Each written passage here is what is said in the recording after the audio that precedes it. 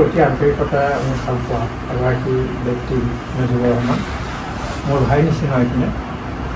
আৰু সৌপিনে তেওঁ ৰিটায়াৰ কৰিছে সাহিত্য জগতৰ লগত বিভিন্ন সামাজিক কামৰ লগত তেওঁ জড়িত হৈ আছিলে যিকোনো মুহূৰ্ততে তেওঁ পাওঁ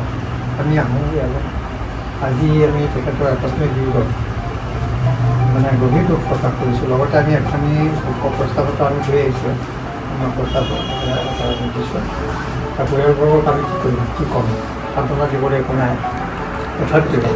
তেখেতৰ পৰিবাৰ প্ৰায় সজাগতাৰ নিচিনা হৈ আছে আমি আশাৰ কামনা কৰিছোঁ বিশেষকৈ এই ওপৰত তোমালোক তিনিগৰাকী জীয়াৰী এগৰাকী পুত্ৰ তোমালোকে অলপ সাহস দিবা আমাৰ তোমালোকে এটা অপদেশ থাকি তোমালোকৰ আৰু তোমালোকে যাতে তেখেতৰ আত্মাক পদ্ধতি লাভ কৰক চিৰচেনেহী মূল ভাষা জননী কঠীয়াতলী আঞ্চলিক স্বৰ্ণ শাখা সাহিত্য সভা কঠীয়াতলী নগাঁও অসম দিনাংক 20 মাৰ্চ 2025 শোক প্ৰকাশ ৰাঙলু স্বৰ্ণ শাখা সাহিত্য সভাৰ প্ৰাক্তন সভাপতি নগাঁও জিলাৰ কাৰ্যনিৰ্বাহক সদস্য অসম সাহিত্য সভাৰ আজীৱন সভ্য প্ৰাক্তন শিক্ষক তথা বিশিষ্ট সমাজসেৱক মহম্মদ নজিবুৰ ৰহমান ডাঙৰীয়াৰ যোৱা 15 মাৰ্চ 2025 শনিবাৰে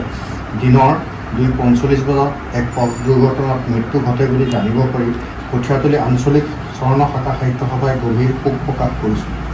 মহম্মদ ৰহমান ডাঙৰীয়া এজন বিশিষ্ট শিক্ষক আছিল যাৰ শিক্ষা আৰু আদৰ্শ অগণন শিক্ষাৰ্থীৰ জীৱন গঢ়াত গুৰুত্বপূৰ্ণ ভূমিকা পালন কৰিছিল তেওঁ সাহিত্যৰ ক্ষেত্ৰতো এক উল্লেখযোগ্য অৱদান আগবঢ়াইছিল লগতে সমাজ সেৱাৰ ক্ষেত্ৰতো অৱদান অপৰিসীম তেওঁৰ আকস্মিক মৃত্যুত শিক্ষা জগত সাহিত্য সমাজ আৰু সমাজ সেৱাৰ ক্ষেত্ৰত এক অপূৰণীয় ক্ষতি হ'ল তেওঁৰ শূন্যস্থান পূৰণ হোৱাটো কেতিয়াও সম্ভৱপৰ নহয় সমাজৰ বাবে তেওঁৰ এই অৱদান সদায় স্মৰণীয় হৈ থাকিব সেয়েহে আমি মহম্মদ ৰহমান ডাঙৰীয়াৰ শোক সন্তপ্ত পৰিয়ালবৰ্গলৈ গভীৰ সমবেদনা জ্ঞাপন কৰিছোঁ ভগৱানে যেন তেওঁৰ আত্মাৰ সদ্গতি প্ৰদান কৰক তাৰেই কামনা কৰিলোঁ ওম শান্তি ওম শান্তি ওম শান্তি শ্ৰী জিতেন্দ্ৰনাথ হাজৰিকা সভাপতি শ্ৰী কুকিল দাস সম্পাদক কঠীয়াতলী আঞ্চলিক স্বৰ্ণ শাখা সাহিত্য সভা কঠীয়াতলী নগাঁও।